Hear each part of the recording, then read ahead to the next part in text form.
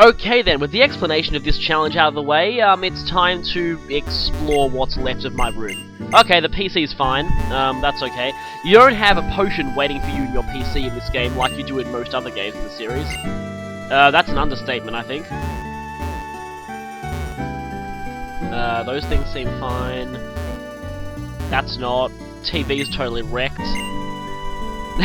Well, of course, it is made of Nintendo, after all. Yeah, there was actually I believe it was an original Game Boy that actually survived a bomb blast. It still worked. I mean, the screen was totally melted, it needed a new screen. But other than that, it still worked totally fine. Oh, bold is actually quite a good nature on this thing. So I was doubly lucky. Damn it though, annoyingly though, that lowers the damage of the only moves I have at this point. Because yeah, Snivy only has physical moves at this point in the game, can't learn anything special yet. Yeah, if I was able to actually train up this Snivy, that would be a really good nature. Damn it. Now, if we go into my, name screen here, we can see all the gym leaders there, and you can press on them to get their descriptions. Looks like I've got 3 gym leaders for the first gym, which is interesting, but you don't actually get your trainer card unless you press on that bit at the bottom. Now, Black and White 2 reverse this. They have you default to the trainer card screen and have to press a button to get the badges. But anyway, here, you can notice that you can actually change your trainer title. Given that I'm a pirate in this playthrough, I might as well be a roughneck. You can also set your nature, interestingly. What'll I be? I usually like to set mine to modest, timid, or adamant, any of the natures I like to use with thing. But in this case, I'll do brave, because of course I have to be brave if I'm taking on a challenge like this. Your nature doesn't do anything, your trainer class does. Your trainer class affects what people see you as, in the entry link and the like, so yeah, that does affect stuff, but normally I like to put myself as Pokemon Breeder, because hey, I actually IV breed, so yeah. Anyway, here we have your short message that you can do. Of course, you're only restricted to a small, series of preset statements to prevent any profanity, but, it's funny, you can also use Pokemon and move names there, so I could have said Stealth Rock bothers me. Did you know that Stealth Rock is broken? Cheapness is the reason for Stealth Rock being broken. Have you heard of Stealth Rock being broken? Stealth Rock is actually horribly broken. Sorry, yeah, most of my statements in my real games are usually, things talking about how much Stealth Rock is broken. Okay. So, yeah, you actually have a surprisingly wide variety of stuff you can say here, despite being so limited. That was an oxymoron. Wait, let me rephrase that. You actually have a surprising variety, despite being limited to only preset phrases and, lines. In this case, I never miss... What? What the heck is Ace card? I've never missed bad matchup. Champion, courage, critical hit. I never miss critical hit. No, here we go. I never miss challenge. It's part of what I do every day. That is, yeah, going to be my message for this playthrough, because it pretty much sums it up. You can actually set more, but for the time being, I'll just put that. Now, of course, your trainer card will change colour as you complete certain things in the game. Now, Black and White also have this interesting new feature. I've got my ID number there, but I'm just checking to see if it still works. Using the stylus, you can actually write your signature on the back of your trainer card. Here I was just testing out to see if, you know, I could actually work this with my, I'm using a touchpad here. I don't even have a mouse. So this, I thought this would be hard, but actually, funnily enough, I can actually draw more easily like this. You should see what my writing looks like on my actual files. It looks like a complete mess. I can actually draw more easily like this than with the actual stylus. So, no XP! And just to abuse the, well, I thought I might as well add a little something extra here. I am terrible at drawing, just a heads up. Absolutely terrible.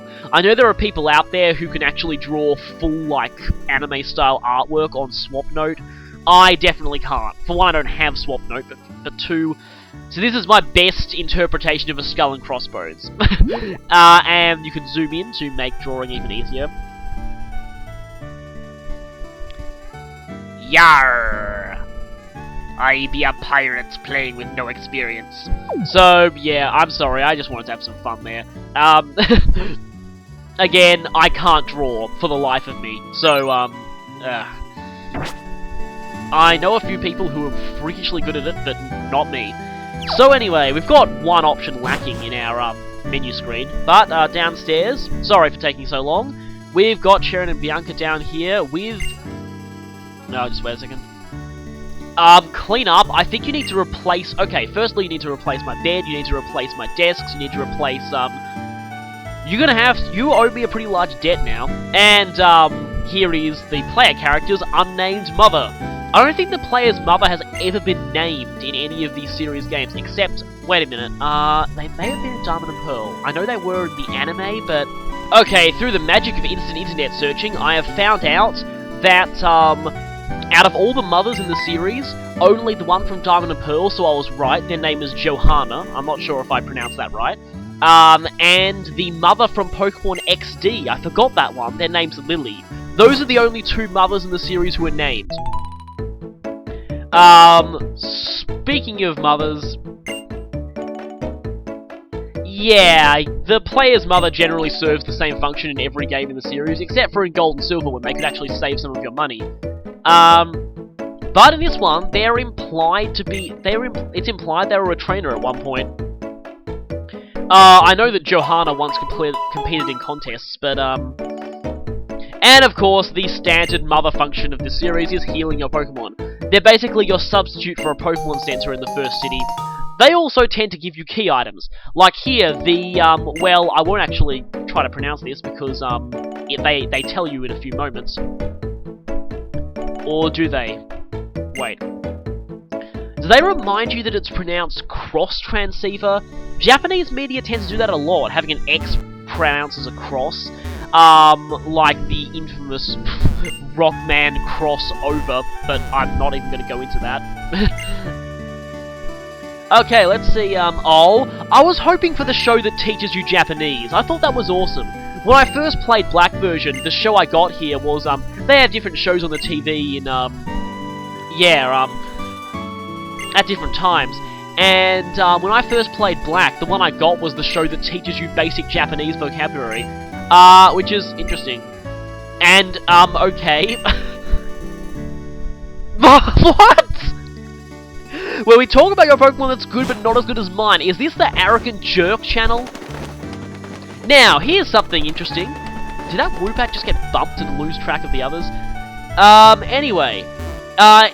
This is at night. If you're starting the game in the daytime, and here's the Technology is Amazing guy. He's always been in every game in the series. Basically, if you're starting the game in the daytime, those are Pidovs instead of Woobats. I never actually realized that you got Woobats if you started it at night, so anyway. Okay, if you want to progress the plot, go talk to Cheron up near the lab. But, for the time being, I'm just going to talk to all the NPCs because, yeah, just to warn you, I like talking to every NPC. Often they give you items and stuff. I used to hate it whenever, there were surprisingly a whole lot of people who played Ruby and Sapphire who used to send letters to Game Walkthrough magazines saying, I've done everything I could possibly do, I've got all these Pokemon, blah blah, but I can't find the Pokeblock case. How do I find the Pokeblock case? Dude, you just talk to some guy in the first contest hall. That is the problem with not talking to everyone, because if you don't, you will not know if you've missed out on anything important. Generally, there's not that much important in this game, apart from TMs that you get off random NPCs, but again, TMs, absolutely vital in this game. This challenge especially. So anyway, here are Cheron's parents, and interestingly, Cheron has two parents, neither of them are named. Oh, it's like a thing with RPGs that protagonists' parents are rarely ever named unless they're really significant to the plot. So anyway, oh okay, he's got this, in Black and White 2, that's in your house. I believe that's actually in every game, most games in the series now have that exact same message on a PC that you can check. Again, you don't have a potion waiting for you in your PC because the item storage facility of the PC has been removed in this game.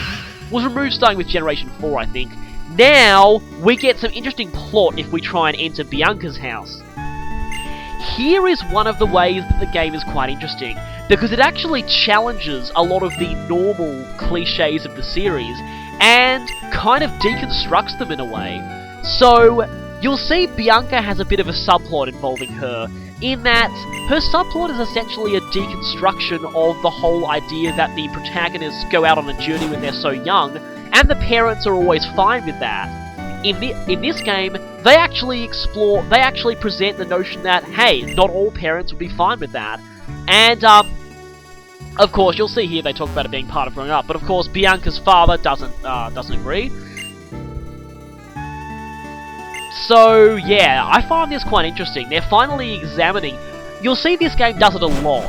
A lot of the common complaints about the stories of the series finally get examined in this game. Cheron 2, his character is also a deconstruction of a common, trope of the series. But that won't come into play until much later. I'll just say for the moment that Cheron is characterized like the typical rival, and oh, Bianca's there too. I guess you actually had to, go to that place to advance the plot. Now, I was going to take some time here to explain November Town's music and what I think of it, but I'm not going to get a chance to because the moment we get in here, we get interrupted by Professor Juniper's theme. Yeah, you can finally tell that the series has become more story-focused when they've started to give characters actual theme music. A few characters had, like, theme music sort of like this in earlier games, but not often. I really like Professor Juniper's theme. Now, I will say I really like this bit, because Cheron perfectly expresses the sentiments of older fans of the series who just want the tutorial to be over already. It's pretty interesting how well they seem to get that demographic with what Cheron says. You'll see a bit later. So, anyway, blah blah blah, researching creatures called Pokemon. Wait a minute, how they came into existence, don't we already know, didn't Arceus... Okay, Arceus created Mew, and then Mew was the ancestor of everything. I think that's how it works. That's unusual, certainly for the series. You normally don't have your first Pokemon battle until after you've met the Professor. Yeah, now, on this subject, I'm not sure if Pokemon can actually gain happiness if you can't gain experience. But anyway, here you get a chance to give your starting Pokemon a nickname. You didn't the moment you first got it. A lot of starting Pokemon in the series are like this. You only get a chance to nickname them a little bit later. Except for in Pokemon Colosseum, I believe your starting Pokemon, you never got a chance to nickname them until you went to the Name Raider. So that was, interesting. But for the time being, what should I name this Snivy? Now, I'm gonna actually say this right here, I normally don't nickname my Pokemon. It's just not something I've really enjoyed doing. I'm generally not good at coming up with names, and I actually don't really do it in most of my normal playthroughs. But since this isn't a normal playthrough, and since people are gonna be watching this, I thought I'd go ahead and break my rules and do nicknames, just so people get a bit of amusement, obscure references and the like. For this Snivy, I'm going to name it Emilia. I had to search a little bit on the internet to check that was a real name, and that was how you spelled it, just because I like this name. This name sounds like a, elegant, refined, ladylike name for, I imagine my female Snivy is kind of like a... I do quite like female Snivies. I know the Snivy in, was it the second Pokepark game was female, but... and the Snivy, I believe, that Ash gets in the anime, is also female. So, that's interesting, and females do kind of work with Snivies, but I just like the name, Emilia for some kind of refined, refined upper-class lady. I don't know, it just sounds kind of fitting. Anyway, let's move on. And here we go, I love this line coming up. Again, Cheron perfectly expresses the feelings of older fans of the series, who, again, are just like, yeah, we want the tutorial to be over already. Anyway, what I like to think is, at the start of the game, Cheron represents the series' older, veteran fans, who already know all this and just, again, want it to be over already, and want to just get to the battling. Bianca represents the new, younger players who are just getting into the game, and who still don't quite know what the whole thing is about. This game is sort of meant to cater to both of them, so I kind of like how I just like to see... Okay, be warned, I'm going to analyse a bit of this game's plot, because, one, I actually kind of study English at uni, so I'm used to analysing plots and stuff like that. yeah, if I start analysing the plot of this game metaphorically occasionally, just don't mind me. I have a tendency to do that. I just quite like what they've done with this game's story. So, anyway, we're going to get our Pokedexes, and I'm pretty much sure that you can't turn this down. A lot of games have done some quite creative things with butt-down must choices as of late. I remember that back in Diamond and Pearl, if you said no to Professor Rowan when he asked if you wanted the Pokedex, he would simply just stare at you for, like, ages and then ask you again. Which I find hilarious.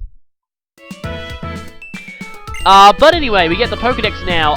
Again, I've never really cared about Pokedex completion, and I've never found the Pokedex all that useful.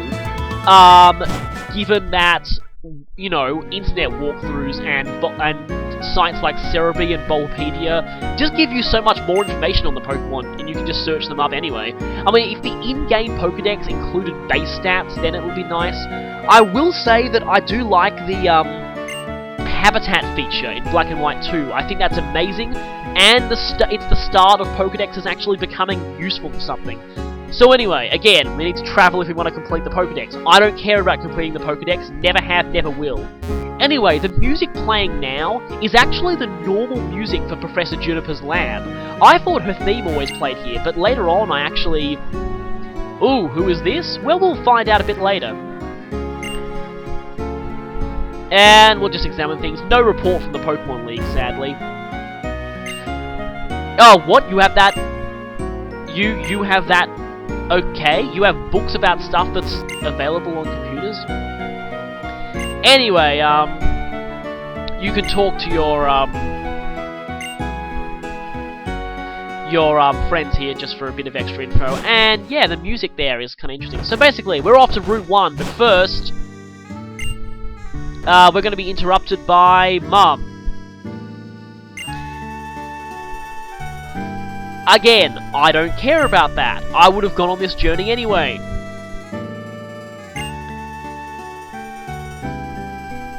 And yeah, we get town maps. You usually get this really early, and the town map looks weird in this game. Yeah, wait a minute. I believe this was actually missable back in the original Red and Blue. I'm not quite sure, but I get the feeling that you actually don't have to talk to your rival sister and get the town map in that game. I mean, the town map, again, is not so useful if you already know the region like I do, but there are a couple of areas you probably won't know exist if it weren't for the town map. In fact, you'll find out the moment we step out onto Route 1. And I guess they deliberately did this just to make the town map kind of useful for something. Destroy a bedroom? They have power to destroy more than that. I mean, look at Groudon and Kyogre. They almost destroyed the entire region. And just don't get me started on what Mewtwo did. Oh, you're letting Bianca's parents know? That's not going to end well. Oh, I'm sure I am going to find lots of places I like in the Unova region. I really do like the Unova region, actually. It is, again, I haven't actually explained where the name comes from. It's actually the first region in the series to, well, one of the earliest regions in the series to totally change its name compared to the Japanese version. It's called Isshu in Japanese. Now, Unova either comes from United UN States of A, UN of A, get it? But it also evokes new, as in new beginnings, which this generation is meant to be. So yeah, oh, by the way, I know a lot of people pronounce it Unova. I've always said Unova. Don't know why, that's just me. Again, pronunciations are a bit of a thing for me. If I pronounce things differently to what you normally hear, I hate the anime, I don't go by their pronunciations, and 2, I don't have Pokédex 3D Pro. So, right, I'll just cut myself off here, and we're going to take our first steps to Route 1 together. As Cynthia would say, a journey of 1,000 miles and all that. Not that I've ever had her say that, because she always gets amazing level ups, but anyway. So, what's going to happen? Well, tutorials are going to happen. Are you excited for tutorials, everyone? Are you? Are you? Well, if you've played the series, then you'll probably know what's coming. And you'll, again, just want this to be over and done with. But anyway, we'll have Professor Juniper explain to us how to catch Pokemon, like always happens. I remember in Gold and Silver, the tutorial for this actually didn't come until quite late. In this game, they're giving you the opportunity to catch Pokemon quite early. Again, this game does so much right, really. It gets you into the action early. It eliminates a lot of the boring parts of the series, like grinding and stuff. So anyway, we have the typical tutorial, and hey, the professor's using the Minchinos, presumably the same one that she showed us in the intro. So anyway, it's level 7, which might be a problem if it gets a critical... Whoa! That is close. Very, very close, actually. Yeah, fortunately crits are disabled in battles like this. It'd be really hilarious if it was possible for the tutorial person to get a crit and screw this up. 30 Pokeballs, wow. I still find it funny how, was it in yellow version that the tutorial guy actually fails? Yeah, I know that in one of them the tutorial guy has 99 Pokeballs as well. There's a lot of interesting things about these tutorials. The most interesting one, of course, has to be the original red and blue catching tutorial, which was responsible for creating Missing No. If you want to know how that happens, just go look it up on, most Pokemon sites will tell you the full story behind that tutorial and why it created Missing No. So, anyway... Yeah, Pokemon are easier to catch if they're asleep or paralyzed. Asleep makes them easier to catch than paralysis, but paralysis lasts permanently, whereas sleep will, they'll get out of it eventually. Poison and burn also technically increase the chances of catching things, but you really don't want to poison or burn something you want to catch for obvious reasons. I think freezing does too, but freezing is all luck-based. There's no way to be guaranteed to freeze something, so again, sleep and paralysis are your two main tools here. That and false swipe. And Sharon still being as deadpan as usual, I love that line. So anyway, yeah, unfortunately we have to go through this tall grass to proceed. Like, oh my god, let's totally go shopping. Actually, I'm looking forward to going shopping for Pokeballs too, because these, I believe we only have 5, or is it 10? I need more. I need more. I do not feel safe unless I have at least 20 of my main type of ball on me at all times. Later on, I'll explain the reasons for that. Let's just say I had a bit of a problem with running into a shiny in the past. Ugh, I don't want to remember it. So, anyway... Accumula Town is the next city over, and we'll be getting there in this part. But first, we've got to get through Route 1. Again, pretty short. And hey, you're getting through that whole grass without finding any wild Pokemon. So, we're on Route 1. We have blowing leaves, we have pretty, preppy, whimsical music. I do like the early Route music in Black and White 2 better than this, personally. And we have blowing leaves. Depending on the season, the foliage will actually change in this route, which is interesting. Now, I've just found a level 2 Lillipup. I'm gonna defeat this just to give you a case in point that no, I really can't gain experience. Let me just show you. So I'm gonna leer this thing. It's gonna leer me back. Yeah, I don't care. I'm gonna hit you now. Come on, and... Good thing Tackle has buffed accuracy. Now, Lillipup is gone. Now watch what happens. Not only do I not get experience, I don't even get a victory fanfare. That's how much the game wants to rub it in your face that you're a dirty software pirate. I find that interesting. So again, confirmation there, I don't gain experience. So, here's Lillipup number 2, and yes! Now this one is a level 4 Lillipup. I want to catch this one. The reason being, level 4 is the maximum level you can get Lillipups out of this route.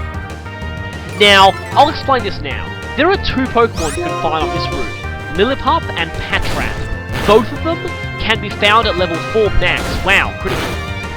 Both of them can be found at level 4 max. I'm going to chuck my Pokeball here. These things are pretty easy to catch anyway. You want to catch them at level 4. Again, you need to catch Pokemon at the highest possible level, because they won't be getting any higher. Now, of course, when I catch something, I do get a victory fanfare. So, we've got the Pokedex entry for Lillipup. It faces strong opponents with great courage, but when at a disadvantage in a fight, this intelligent Pokemon flees. See, running away when you know you can't win a fight isn't cowardice. And that goes for giving up in online battles too. Not disconnecting. Disconnecting is a whole nother story entirely. So, anyway. Right, I'm gonna name this little guy... Jamie! Yeah, this one goes out to my sister who's obsessed with old Doctor Who. I pretty much had to do that. So anyone who knows the old series of Doctor Who will know what I'm referencing with this. So anyway, I have Jamie the Lillipup. Serious nature, so neutral. Pretty nice attack and defense. Only tackle and leer, just like my starter. Pick up, which is great this early on. Not as good defenses or speed as my starter, but a bit better attack. Of course, it's one level lower, so I can't really compare like that. So, we have our very first Pokemon. Isn't this exciting? Lillipup is actually surprisingly good for an early game normal type. In fact, I used a Stoutland all through the game in my first playthrough of Black. It's actually surprisingly not a bad Pokemon. Right then, now I've found another Lillipup here. Now, because I don't gain experience, I'm just going to run from any encounter that I'm not going to catch. Because there's no point in fighting them if I've already caught them. Oh, got a Patrat, and oh wow, this Patrat's level 4, great, I didn't have to, I got lucky with this one. So yes, this is in fact the maximum level Patrats go, so I'm going to want to catch one of these. Now, Lillipup and Patrat are the only two things you can find on this route, and you want to get both of them. I actually don't think Sheridan and Bianca will let you pass unless you have both of them. Well, I mean, I want to win this who can catch the most Pokemon content anyway, because hey, oh, this is getting worrying. I don't think I have many potions. Oh well, after this, I think I'll go back to Mum and heal. Okay, please catch. This is probably gonna catch, because, these early things are very, very easy to catch. Later on, yellow health just won't cut it. You want to get them down to red. But at this point, low yellow is fine. So we have Patrat, the scout Pokemon. It doesn't bonk you with a baseball bat, though. Or, look like the ShamWow guy. So, this one is actually not a guy, it's a girl. So, what to name this thing? Well, I thought of this. Okay, props if you get what this is referencing, but I will call you...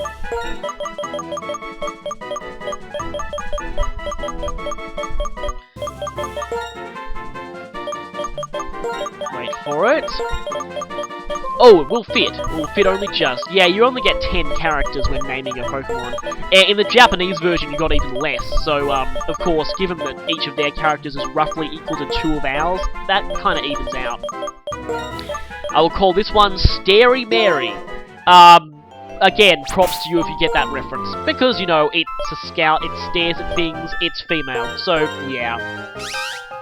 I mean, if I got a male one, I was going to name it Bonk or something like that, but, I didn't. So anyway, we have, you. You can actually tap your Pokemon sprites in the stat screen to turn them around and look at their back sprite, which is interesting. Gentle Nature, Mischievous. Okay, Mischievous needs a potential 31 special attack IV. It probably doesn't have one, though. It just means the special attack IV is the highest and it ends in a 1. It could be 31, it could not. But anyway, this, I believe, is plus special defense minus something. Given that nothing at this point uses special moves, that's not that good to me. But anyway, I'll go back and heal. Now, while I'm back in November Town, I'll just talk about the November Town music.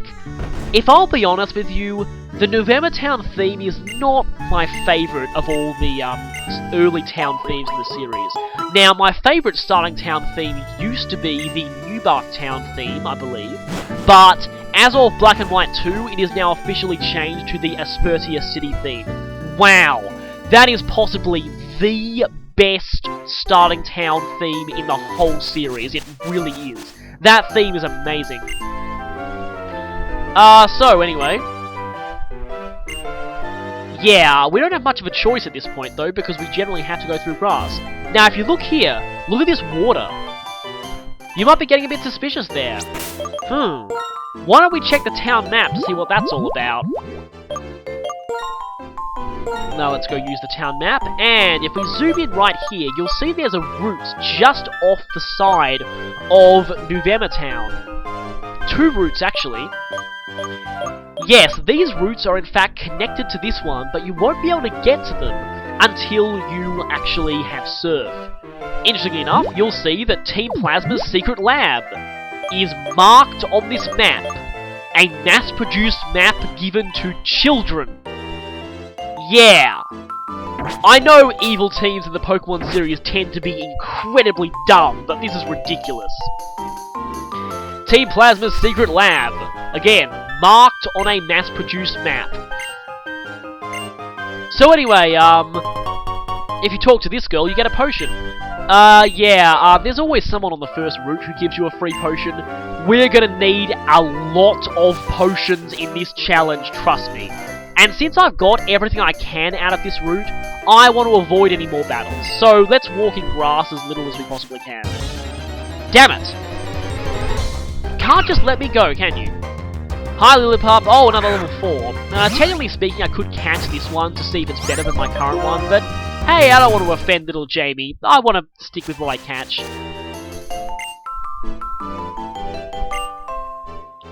Oh, you both have 2 Pokemon, hey? Well, I see your 2 Pokemon, and I raise you 1 Jamie and 1 Scary Mary. Okay, let's compare. Now, I know Bianca probably has the Lillipup, you'll see why later, but Cheran? I wonder what Cheran caught, considering that the one thing he caught, he would not actually use in his later battles. So, they're both off to Accumula Town, and Cross Transceiver is ringing.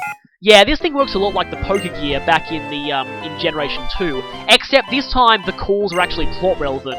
You also get to see this is interesting. Video phones have always been depicted in the Pokemon universe in the anime, but this is the first time we've seen them in the games. So yeah, you also get, I'm pretty sure these mouth flaps do not match what they're saying in the slightest.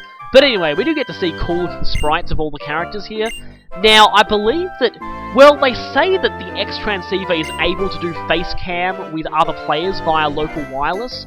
I've never actually managed to get that working, and I've never really seen why you would do it anyway, given that you'd be standing face to face with them anyway. So anyway, over here we have Accumula Town. Accumula Town is the obligatory, relatively large second town that you visit after your first town, and one that doesn't actually have much reason to revisit it after you visited it the first time, for the most part. Anyway, we can enter the buildings here, and it's a surprisingly big town, not as big as Jubilife City. Generally, I find that this second town always has really good music. I remember I'd sometimes come back to Jubilife City just for the music. And this place, wow, I love the music in this place too. So anyway. Oh boy, I know what you're talking about, trust me. Oh. Always keep at least 20 balls on you at all times. Always. That's my philosophy anyway. Now this thing, we get the surprisingly philosophical conversation here, and especially this, I guess they're both right thing. This is your introduction to the theme of this game. And yeah, this is where I get to analyze the metaphorical significance of the plot a bit. Oh yeah, male and female Pokemon. Yeah, there's no difference between male and female Pokemon, it's purely aesthetic apart from 2 moves, Attract and Captivate, and the ability to breed with certain things. And there are a couple of abilities that affect gender too, mainly rivalry. Other than that, gender really means nothing when it comes to stats. In Generation 2 it actually did. Back in Gen 2, gender I believe was calculated based off the attack IV. Mostly because they had really limited space there and they couldn't introduce any additional variables because they had to keep it compatible with Gen 1. Ever since Gen 3, gender's been calculated off a Pokemon's other value known as the personality value. In layman's terms, yeah, gender is no longer tied to stats. Again, in Gold and Silver, it wasn't possible to get a female with a perfect attack IV, so if you were looking for physical sweepers, then you'd probably want a male. But they've changed it now. I'm kind of glad they did, because otherwise you get all this sexism coming in. So, yeah, again, Pokemon Centers, blah blah blah, your Pokemon can be healed, but, Pokemon Centers have a slightly different function in this game, as you can tell by that thing you can see in the bottom left-hand corner of the top screen there. I am so not used to only being able to heal 3. Seriously, I'm used to the boop, boop, boop, boop, boop, boop, you know, 6? Yeah, it feels so weird to have less than then 6 go in, seriously. So anyway, we have the PC here. Also a quite good line is coming up.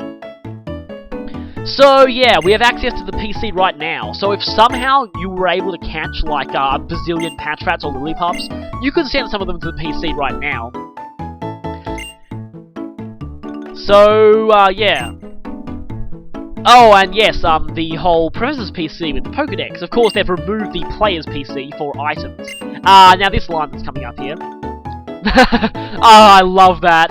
Hanging a lampshade on another one of the series conventions. I just love what this does with the early game script. So anyway. For now, just ignore that. Let's just ignore that gaping plot weirdness. Yeah, the whole someone thing has become more and more of an artifact as the series progressed. At first, it was kind of significant that you didn't know who it was, but, at this point, you tend to find out who it is quite early, so we'll find out pretty soon. Now, this was the thing I was talking about. Pokemon Centers and Pokemarts are now merged, so you now do your shopping at Pokemon Centers. They don't have to waste space for an extra building. This sadly means that the Pokemart music is now gone. Or is it? You'll find out a little bit later. So, right, our mission now is go to the next town and meet apparently someone named Fennel, an old colleague of the Professor's. But first, we should try and spend some of our money. Potions and Pokeballs are pretty much all you can buy at this point, but first, I'll just talk to this girl. Yeah, remember to save often.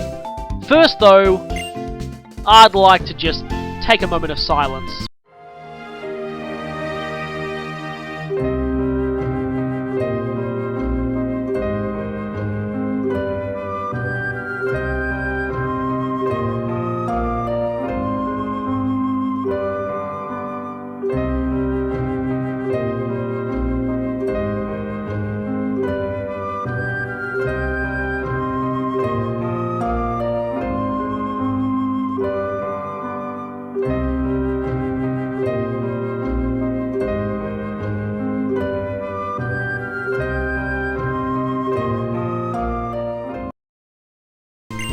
Farewell, Pokemart, you will be missed.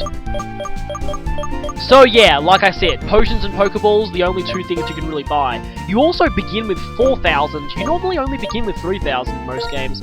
So anyway, I will buy a couple of potions, just because I am going to need them. You might want to buy a few before you exit the Pokemon Center, because let's just say something's going to happen. All the rest of my money, I will spend on Pokeballs. Because, yeah, I really desperately need lots of those. Again, especially in this playthrough, also, yeah, every time you buy 10 Pokeballs, you get a free Premiere Ball into the deal. Now, this only applies if you buy exactly 10. If you buy, like, 20, you won't get 2 Premiere Balls, you'll just get 1. So if you want to get as many Premiere Balls as possible, you want to actually buy your balls in lots of 10. And again, it's only Pokeballs, not Great Balls, not Ultra Balls, not Dusk Balls, only Pokeballs. Premiere Balls are basically just regular Pokeballs with a cooler animation, so yeah. Now, all the upstairs bits of the Pokemon Center are all offline, so yeah, nothing for us up there. So anyway, now, before we go out of the Pokemon Center, you'll want to be ready. So, the moment we exit the Pokemon Center, something's going on in the plaza. Let's go over there. It might be plot. Yes, see, this game actually has a plot. So you make your way over here, and you'll see a big crowd gathered with Cheren over there. Now you might notice that there's a certain unique NPC in that crowd. That can't bode well. My name is Gensis. I am here representing Team Plasma, and I'm definitely not a villain. So, anyway, this is Team Plasma. We were introduced to our villainous team quite early, and you can see their flags and emblems here. And here's where you get what Team Plasma stands for, and here's where you also see the series challenging its own conventions and responding to a lot of the controversies. Basically, you're about to find out what Team Plasma stands for. ...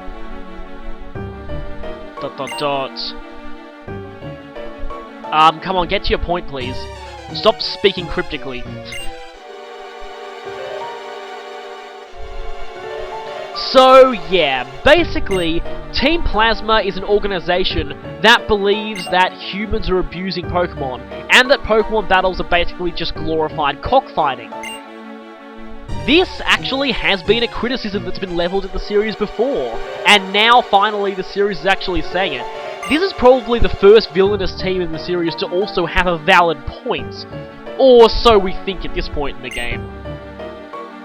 By the way, you in the comments, please don't post any spoilers. Just don't, okay? There's a lot of spoilerific things in this game regarding Team Plasma. Now, I'm sure most of you already know by now, but for those who don't, yeah, I'm not going to spoil anything. So basically, Team Plasma wants to liberate Pokemon from humans. They want to make humans release their Pokemon so that they don't have to be abused anymore. And essentially, this is going to form a major theme of the game. Are Pokemon happy being with humans? Or are they just slaves? It's a question that it's a big sort of elephant in the living room that the series hasn't addressed until now. And, yeah, I find that really interesting. They form an interesting, formation there, and, go. Older man. Oh, they're not really that creative with NPC games. Younger man. So the crowd disperses. Except for one. The NPC with the unique portraits. Who's this? Okay. Now, yeah, you might notice this guy talks really quickly. He actually speaks at a faster text speed than the one that you've set, and even if you put the text speed on the fastest possible, then he'll speak even faster. He speaks very cryptically, but he says his name is N. This guy is gonna be important, believe me. Now, most people already guessed what N's role in the game was even before the game came out. Again, don't post spoilers. So, anyway, I find N to be a very, very interesting character. Unfortunately, I can't really talk about him that much because 90% of everything relating to him is a gigantic spoiler. And, uh-oh, what's this? Wait a minute, this is... Wow, that is one ominous battle theme. And yes, N is the third and final trainer in this game to have an animated intro sprite. So, yep, we've got a boss fight here. We're up against N, and as you can tell by the really ominous music, yeah, this is a big deal. N has a level 7 Purloin. We can't actually get Purloins at this point in the game. But, basically, because it's level 7, which is a level we don't have access to at this point, the highest we have is 5, we need to exercise a bit of caution here. It's always going to be stronger and faster than us. Now, the good news about Purloin is, well, two bits of good news. One, it doesn't have Leer, it just has Growl. It'll make your attacks do less damage, but it'll never make its attacks do more damage. And that leads into point number 2. Purloin has not only a weak attack stat, but no stab on its normal moves. Purloin is in fact a dark type, not a normal type. Now what I'm doing here is I'm just spamming Leer. Because this thing has such a high level advantage on us, I think it's the best thing to do. Now I'll withdraw a little Jamie here before he gets beaten up. And hey, using my starter would be too cliched, so let's give Scary Mary a chance to shine. I don't need to worry that much, because as you can see, this Purloin's not too strong, and that's a damn good thing. Growl is irritating though. It'll make it so your attacks do less damage. Effectively every one of its growls... dude, you're really creeping me out. Anyway, every one of its growls will cancel out one of your Leers, basically. So yeah, bear that in mind. Now again, it's level 7, but again, it doesn't do that much damage, so this battle's not too hard, really. It could have been a lot harder, but for the most part... Yeah, see? That went down pretty easily. So, yes, N is beaten. He only uses one Pokemon. In a normal playthrough, this is even easier, but in this, well, it's kind of your first taste of the approach you'll have to take for this challenge. Yeah, stat-lowering moves are your friends at this point in the game. Because, yeah, you said it, Sharon. Anyway, you could tell by the unique battle theme that that guy is going to be important. Again, I'd really like to discuss his character more. I can't at this point, because 90% of it is just gigantic spoilers. So, our next destination is Straighten City. Over there, we'll find our first gym leader, and that old colleague of the professor's. So, we've got a few reasons to get there. On the way, though, we'll have to pass Route 2, where we'll find a few more wild Pokemon to catch. And some higher levels, thankfully. Yeah, there's no way we're taking on the gym with what we have now. Seriously. Okay, I'm gonna want to heal after that, because that actually got kind of intense. I didn't actually lose anything there, surprisingly. So... yeah. I could have sacrificed Jamie to get an extra Leer in, but... why would I do that? I'm not really one to be, you know, mean like that. Speaking of which, I will probably say, yes, I am going to have to stop using my Pokemon once they become not useful, you know, with the levels and stuff. Again, those 2 level 4s, not going to help against the first gym, who's level 14. So, yeah, I'm going to have to get rid of some of my Pokemon. Not get rid of them, but just box them permanently. I'll just call it retiring them, when they're no longer useful to me. Now, I am concerned that makes me sound an awful lot like Paul from the anime. Me? No. In fact, I actually think this makes me more like N in a way. You'll see later the approach N takes to what Pokemon he uses. And wow, what a great view! Said in gratuitous English. Anyway, this house, I wanted to show you this house because of something interesting in here. There's a Minccino in here. We won't actually be able to get a Minccino of our own until quite late. Well, until later than this point. So anyway, if you say yes to this, it'll add piano backing to the music. Talk to this guy, and say yes, and you get, I love how overdramatic he is. You get the drums. So, and then this music becomes really amazing. So I'll just be quiet for a moment and let you hear it.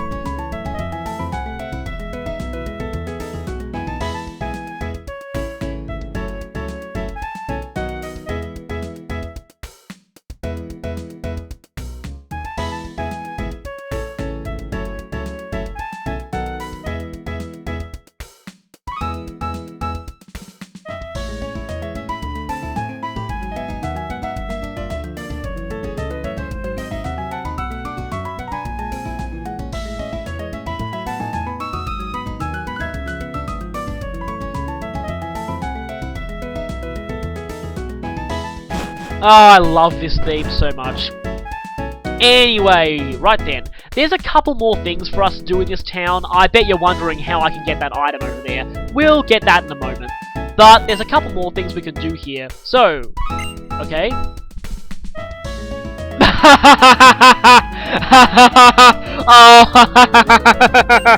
Oh, wow. You suck, seriously. Yeah, back to the whole, yeah, Team Plasma thing. So, Team Plasma disagrees. Again, we'll be seeing more of them later.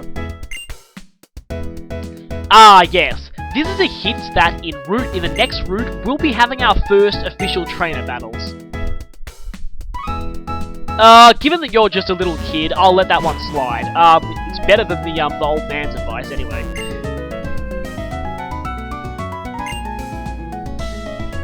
Yeah, I'd probably prefer the strong and cool Pokemon, actually.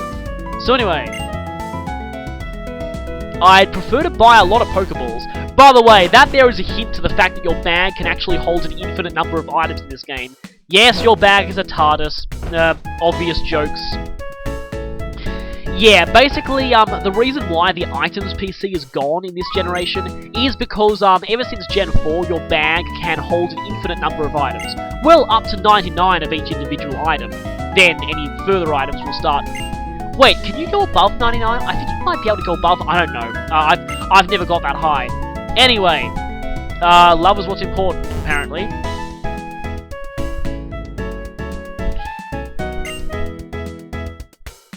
Oh, that's totally not foreshadowing. First law of JRPGs. all legends are 100% accurate prophecies of the future. Oh, thank you. Thanks, I can use an extra Pokeball. See, this is why you talk to everyone. You never know when you'll get useful items. One extra Pokeball never hurts. Again, yeah. Okay.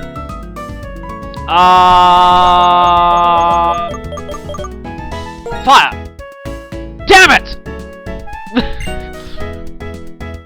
Yeah, this is basically your introduction to type matchups. It's pretty obvious, but I like the way they did this. Fire again! What? Oh, you cheater! You're hacking. You're hacking. You're input reading. Okay, let's say Okay, right. Are you always gonna choose water? Wait a minute. Are you always gonna choose water? Sorry, one more time. I want to figure out your AI. What happens if I choose water? Oh, okay. That's weird. I guess I was just unlucky the first 2 times. Alright, at least I know you're not a dirty hacker. Anyway, I always joke that if I was offered that choice of Pokemon Rock, Paper, Scissors, I would say Dragon. It resists all 3. Ha ha! What are you gonna do about that? Over there, we have nothing else to do in the city, so we have the gates. And yes, gates are interesting in the series. I wonder if I'll get time to explain this here. Gates, in a way, are in fact glorified loading screens. They're put at the end of large areas to break up the area and give the game a chance to load the next area while you listen to some nice music and read some info on the next city. You didn't get to do this in past generations. For the first time in the series ever, gates now have their own theme and it is amazing. So relaxing, I love this. Again, gates are in fact glorified loading screens, or at least they were in Generation 1. They needed to break up the areas to give the game a chance to load the next area. I'm not sure if they're still needed now, but again, I still think this is a nice approach to loading screens rather than having to just wait on one screen the whole time. So yeah, heads up, I'll be reading the bulletin boards in every gate. I just like to see the messages. Also, that weather info, that's going to become more important later on. Now, before we head out into the next route, I need to do one thing. I need to go into my options, and there's battle animations. Now, here we go, battle style. I will put the battle style on set, because in this next route, we'll be battling trainers for the first time. Because of that, we're going to need the battle style on set. The previous battles didn't count because the trainers only used 1 Pokemon each, so the battle style didn't make a difference. From now on, it will. So, I'll see you again next time when we take our first steps into Route 2.